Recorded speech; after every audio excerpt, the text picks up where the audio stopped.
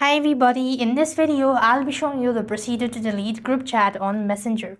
So to delete group chat on Messenger, you need to follow this step. So then to begin with, make sure that the Facebook application is up to date as well as Messenger. So now then, open up your Messenger and log into your account. So here, you want to go ahead and locate the group chat that you want to delete. In order to delete a group chat on Messenger, you have to be an admin. Otherwise, you'll have no right in order to delete it. So tap on the three dot icon from the top right and then go to members, right?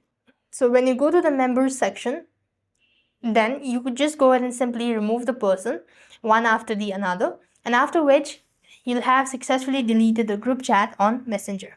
So this is the only way you could do it. So now other than that, there is no way you could entirely delete a group chat without members or without removing the members.